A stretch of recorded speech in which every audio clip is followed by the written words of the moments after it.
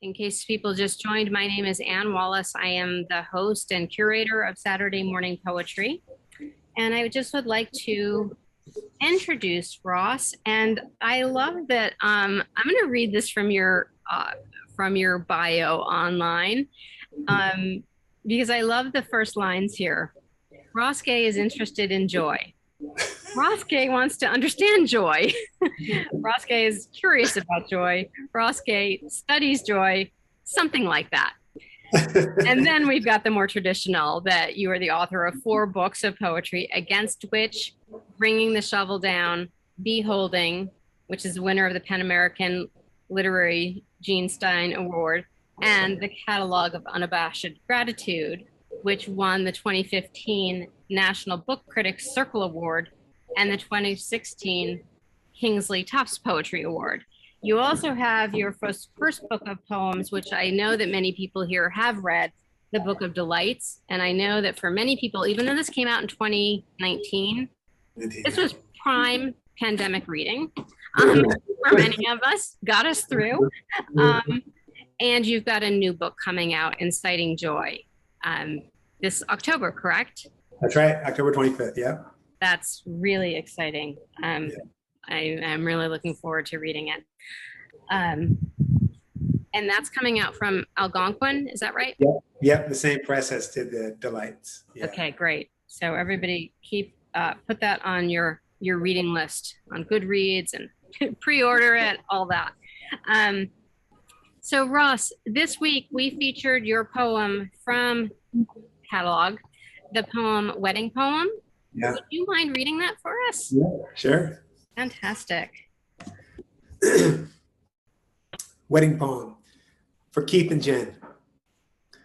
Friends, I'm here to modestly report, seen in an orchard in my town, a goldfinch kissing a sunflower again and again, dangling upside down by its tiny claws, steadying itself by snapping open like an old-timey fan, its wings again and again, until, swooning, it tumbled off and swooped back to the very same perch where the sunflower curled its giant swirling of seeds around the bird and leaned back to admire the soft winds nudging the bird's plumage.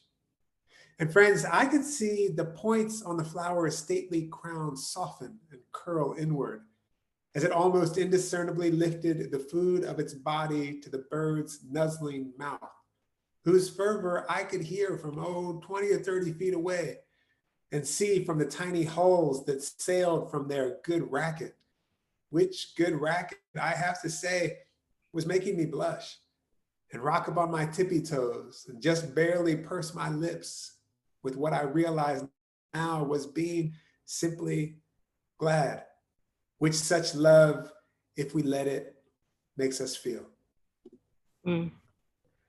Thank you. You're welcome. We shared this particular poem for one because it's the Native Plant Society and the nature imagery here is so ripe and rich. But also it wasn't just that, because you got a lot of writing about nature, which we'll get to in a bit, but it's this intimate moment that you pull us into here. Do you want to speak about that? I mean, you also wrote it as a wedding poem. Yeah, totally. Yeah. I mean, the story of the poem is fun and funny to me because my friends, Jen and Keith, they asked me, to write a poem for their wedding. And they were both good friends and they were my students. And we had worked together for years, actually, all the time. That I teach at Indiana University in Bloomington. They were students there, and pretty much the whole time they were there, which was like 3 or 4, maybe 5 years, we all worked together on this community orchard that I've been a part of for a decade or so. And so anyway, they asked me to write this wedding poem. And as I do, I just didn't do it until the morning of, and I was like, God, I gotta write this wedding poem. Are you kidding? No. So I went over to the orchard and I just sat down and I was like, come on, poem, come on, wedding poem. And sure enough, the sunflowers that I think that year we had actually planted, we had actually originally planted at an event in our town called Lotus Blossoms. Lotus is a kind of world music festival. Mm-hmm. And Lotus Blossoms, which are all these events for kids in town. And so the community orchard would have like a table at one of these things, and we would like just get kids to like come put seeds into the ground. So we transplanted those sunflowers. So those seeds were probably planted by kids in town. And I just was witnessing, you know, as we do when we're in gardens a lot of times, these sort of magnificent togetherings between things in the garden. And that was it. That's sort of how the poem came. Mm-hmm. Yeah. You know, I'm glad that you that this I love that the start of this was from a community garden, because it's something I actually wanted to bring up with you or just ask you about, is that you write about your own garden in a variety of genres, not just in your poems, but a lot of the spaces that you write about are public or communal. And that feels so key or crucial to what to your writing and to your being, right? Yeah. Um, Yeah. and it sounds like you put yourself in those spaces very intentionally, of, you know, a community garden where you make a point to be there to create a space for the public Yeah. that, you know, like I'm sitting in my private yard and garden right now, but you know, it's not public. And so I enjoy this, but well, here on Zoom, others can too, but Yeah. it's very different than creating a public space. Yeah. Um, Yeah. and, That. Yeah. Mhm. Go ahead. Oh, Well, I was going to say that community garden, that community orchard. You know, I've worked over the years on community. This community orchard was sort of the first. Is that right? Um, it was going at the same time. Actually, I was working on a.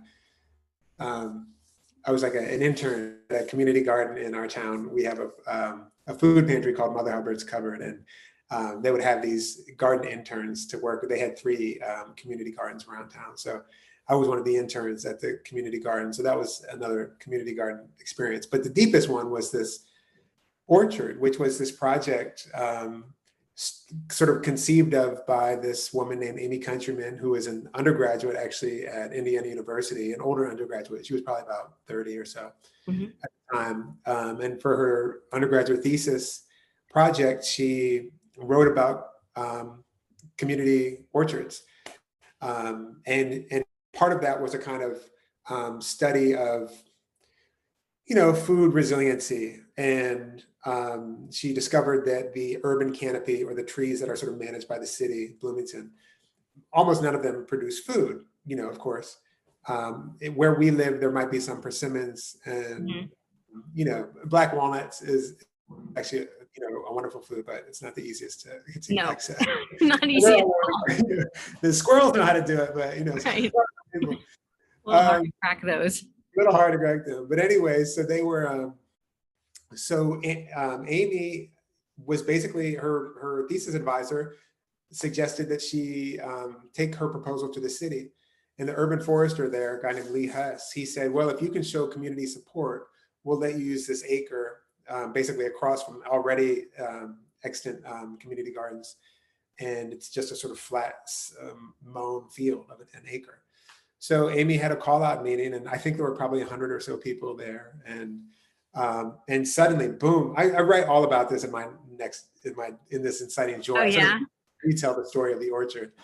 right. But boom, we sort of blew up into little committees or teams or something, like in this beautifully non-hierarchical way, like trying very hard not to be like, you know, what we were trying to imagine something different.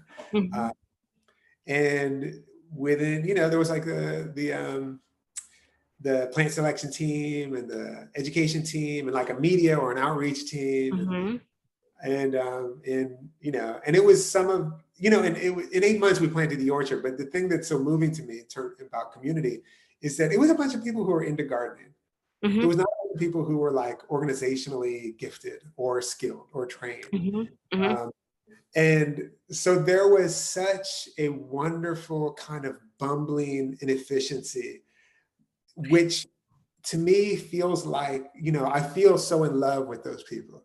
Mm-hmm. And I feel in love with them in part because one, we were working toward this thing that we were dreaming together, but we didn't quite know what it was going to be. And B, that it was going to feed people in the future that we Mm-hmm. like to know. And so we were working toward this thing. We didn't know each other Yeah. and we didn't quite know how to do it. And it was just as beautiful a project as I've ever been a part of. Uh, it sounds, I can see it. I can feel it. And it reminds me so much of this Native Plant Society, the Hudson County chapter. The work that a group of motivated people can do, a group, what gardeners can do, right? And this work that we can do with the earth and how it can sustain a community. That gardening is not only solely a private practice. It's not just about our little bit of earth. It is that, but it is so much more if we let ourselves see it that way. Yeah, it's like that's the thing. I think my partner's mother was my friend Myrna was just saying, what we all know on this Zoom probably, which is that when you put your hands in the earth, there's actually sort of physiological improvements to our bodies. Mm-hmm. And because probably the soil is teaching us, the soil is teaching us that we are actually not distinct from one another, that we're actually not alien from the earth. The Mm-hmm. earth penetrates our bodies, and in some way we can call it magic, or we can call it the truth. It shows us, it demonstrates to us that our own private garden is in fact not our own private garden. Yeah. It also to me demonstrates that we don't have gardens. Our gardens have us. Yes. We belong to our gardens. And yeah, and they make the rules, right? They make the rules. And if we all know that, like, gardening at our best, I think, my experience, but the gardeners who I also, or farmers or whatever that I admire and witness, and I'm sort of, are the ones who are so deeply in collaboration that you might actually call it something like supplication. It's something like, well, what should I do here? Yeah. What are we doing here? And I know we have a couple questions that I should get to, but I do want to say, this is so interesting and rich, that the supplication, absolutely, especially when you're planting native plants or you're planting crops for people to eat, to nourish a community, because then you are in service to something bigger than just beauty. Beauty's part of it. But there's so much more than that mission, that drive, the motivation becomes something larger, and right, we work in service to it then. Yeah. And I will just throw out there also that, so the Native Plant Society, this Hudson County chapter, and Secaucus, they are building, it's called the Imagine Garden, and it's native plants, and it was on a ball field. And it's in an urban area, and it's done by volunteers, largely. It's all volunteers. And they're Imagine. It's such a great name, right? Because that's exactly what it takes. It takes imagination. I love it. And same with writing poetry. It starts with imagination. It starts with nothing except what's in your head, and you go from there.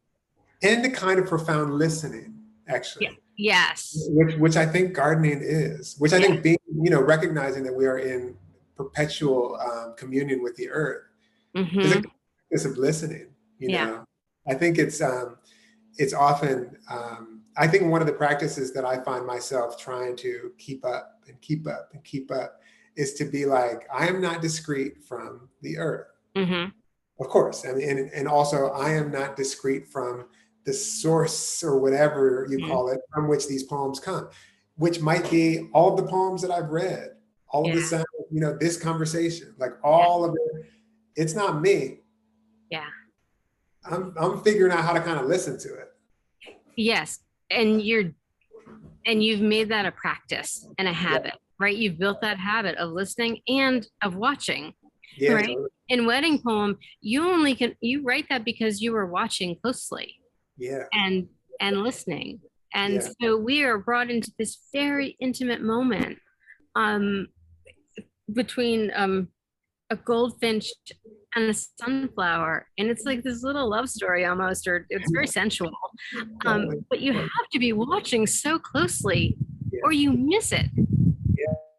Yeah, that's one of the wonderful things about gardeners. You know, like a lot of times if you're around, like, you know, like I just started gardening 15 years ago, so I kind of feel like a baby gardener. But you know, people who have been at it, or me to people who don't garden, but people who have been at it for 50 years, to someone like me, the way they see things, you know, and then it's just once you see it, it's like, oh, you showed me how to see this beautiful thing that has changed my life again and again and again.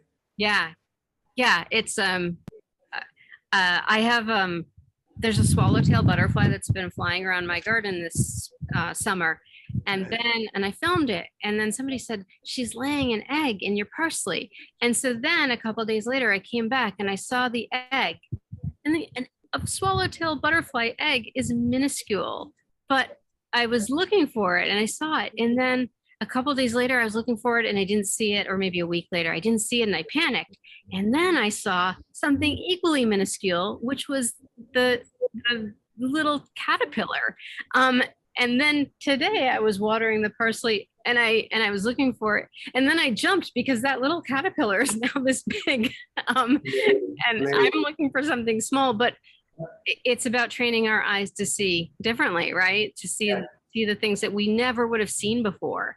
I would have just eaten the parsley. I would have picked it and it would have ended up in my dinner.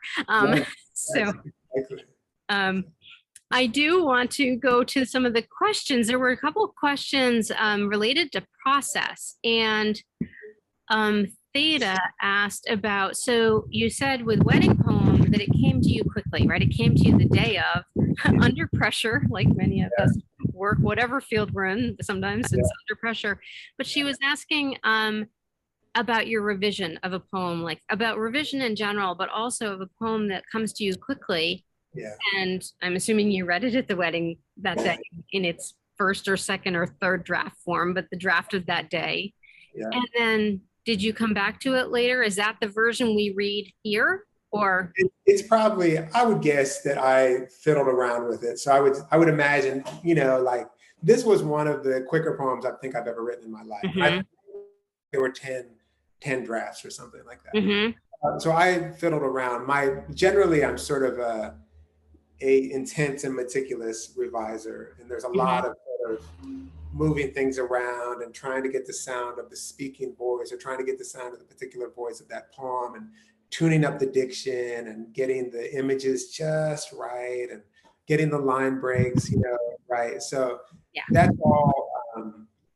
That all takes quite a bit of time, but it's funny that I love that you chose that poem, because that was one of the poems that kind of fell out of me as close to any maybe that I've, you know, definitely like top 5 of any that I've ever written. You know? Unusual for me, very unusual for me. Well, some of your poems are quite long, so I'm sure those don't just fall out of in fact, would you mind reading a little bit of the title poem from the catalog? Catalog? Yeah.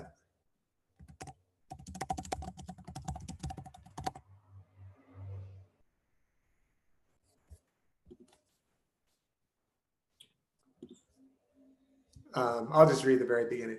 Sounds good. Friends, will you bear with me today? For I have awakened from a dream in which a robin made with its shabby wings a kind of veil, behind which it shimmied and stomped something from the south of Spain, its breast aflare, looking me dead in the eye from the branch that grew into my window, coochie-cooing my chin. The bird shuffling its little talons left, then right, while the leaves bristled against the plaster wall, 2 of them drifting onto my blanket, while the bird opened and closed its wings like a matador, giving up on murder, jutting its beak, turning a circle and flashing again and again the ruddy bombast of its breast, by which I knew upon waking it was telling me in no uncertain terms to bellow forth the tubas and sousaphones, the whole rusty brass band of gratitude not quite dormant in my belly. It said so in a human voice, bellow forth! And who among us could ignore such odd and precise counsel? Thank you. That's such a wonderful opening. And for those of you who haven't read Catalog of Unabashed Gratitude, that is the opening stanza from the poem Catalog of Unabashed Gratitude, which is 10 actually, I didn't count the stanzas. Several pages long. Yeah. Each one is its own vignette almost. Yeah. Its own moment of gratitude. Yeah. When you talked about habits before, or listening and learning to listen, I feel like you make habits of finding these things, right? That you've trained yourself to find gratitude. You've trained yourself to find delight in this book. And in writing it, you train us too.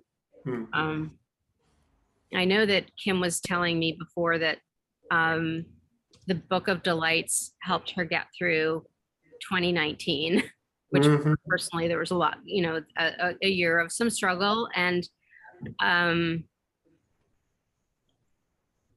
there's this, that's when we need delight, right? That's when we need gratitude. That's when we need joy.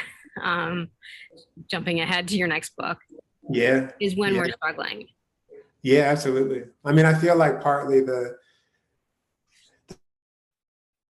thinking about it lately is that the practice, there's a few things I've been thinking about. One is that the practice of delight and the practice of knowing what it is that delights you, or maybe more pointedly, what it is that you love, to be perpetually sort of noting what it is that you love. In a certain kind of way, it's like you're, I don't even know, like you're sort of, you're filling your body. You're filling your body with, I think of it as like a satchel, but you're filling your body with what you love, like the understanding that you are filled with a kind of love for stuff, which I think feels like, in terms of even a kind of emotional resilience, like in the midst of our sorrow, in the midst of our grieving, in the midst of our heartbreak and troubles, know that despite that, we are also filled with what we love, filled with what delights us, filled with what strikes us with wonder. The other thing that I feel is useful to me anyway, is that part of the light practice, which is also part of like what I think I probably learned this in part from gardeners, from gardening, because part of gardening, most gardeners, part of the impulse is not actually to have one's own little entirely private sanctuary. It's actually to have a place that you can share, whether it's widely or with the people who you invite in. Which is very much to me like a kind of, there's something to me very, very important, and, just really important to be articulating what you love, noticing what you love, articulating what you love, and then sharing what you love. Yeah. Well, for me, it might be the light in late August on the Delaware River at 7:30, the changing light. And I might be sharing that with you. Yeah. But I think that as a practice, really what we're doing is we're practicing sharing what we love. And when we practice sharing what we love, it feels like the brutal structures of what constitutes life, what some of us often have to survive, start to crumble, actually. It feels like we restructure the world when we're practicing sharing what we love. Sometimes it's the light on the river. Sometimes the food that I have growing in my garden. It's yours. It's yours. Yes. So much yes to that. It's um I was thinking even there's so many places we can go from there, and I know we have to wrap up in a minute. Um, I was also even thinking of, so I'm in Jersey City. That's where I live. That's Hudson County, right? Where? Where in Jersey City Heights. Um, Yeah, and you wrote about Jersey City yeah, and Dwight. So of course, all my reading friends were very excited to see Pan and the restaurant that you talk about yeah. downtown in there. And even in that little scene, um, you talk about, as I was thinking, what you were just saying has to do with it's finding what we individually love, but sharing. So it becomes a social or communal. It feels like there's always an interplay in your work and in your living, it sounds too, in your being Yeah. between the personal and the community. And that Yeah. you're always finding that relation. And even in that little scene in Book of Delights, where you're in Chocolate Pen and you're reading and you're sitting by the door, I guess it is, and your foot is your tall. And so Oh, I yeah. couldn't relate to this, I'm very short. But you have to move your foot every time somebody comes in and comes out, Yeah. and you don't mind that distraction. Right. Right. Most people would sit there thinking, ah, why is this space so cramped? Yeah. And Yeah. you seem to take a lot of joy in being in spaces with other people. Totally. Yeah. And just, 100%. Yeah, that's exactly right. And it's again, it's a practice. It's like it could be annoying because every time I'm looking up from this book that I'm really loving, yeah, or it could be like, man, I'm having another interaction. How right, lucky, how lucky, how lucky. right. And then you're paying attention to what the other people are doing too. So in that scene, there's a man who opens his umbrella before he steps out, and you recognize that sort of laughing at himself, that when Yeah. we do something stupid like that, Yeah. right, it's just a silly little thing, and in that moment you're just completely connecting with him and just understanding what that feels like, and you're thinking of your own moments of, when have I, you know Yeah. of course I've done this kind of thing before.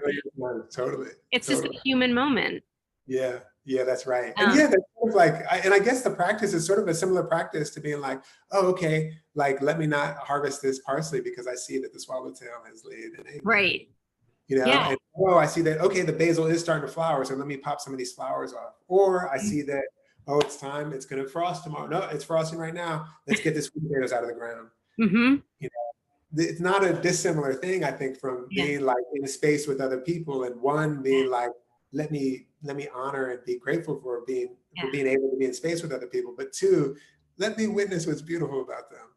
yeah. You know, So let me see them. Because so yeah, often we don't see the world around us. We don't see the people that we interact with. yeah, We're just in a rush to get where we're going. And I'm really grateful for your work, for that you invite us and almost challenge us to slow mm, down and find the joy in having to move your foot every time someone walks by, or yeah, just look at what's there. yeah, yeah. If we can, it's amazing, I think, and I think we can help each other too. I Yes. see that there's a question from Tammy. Is that the one about doing an?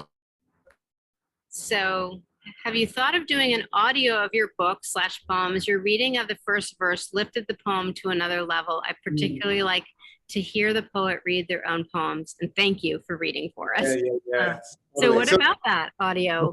the Book of Delights has an audio. There's an audio book for that. Hmm. And then my last book of poems, you can actually hear me read the whole thing on. Hmm. It's called Beholding, that poem. You can hear that online. There's also, it's a really cool project I got to do with a record label called Jaguar, which actually is in Bloomington, but it's part of an umbrella of labels, including Secretly Canadian and other stuff, who make really great music. But anyway, there's actually a record, and you can find all those. You can find Catalog of Unabashed Gratitude, which they linked me up with.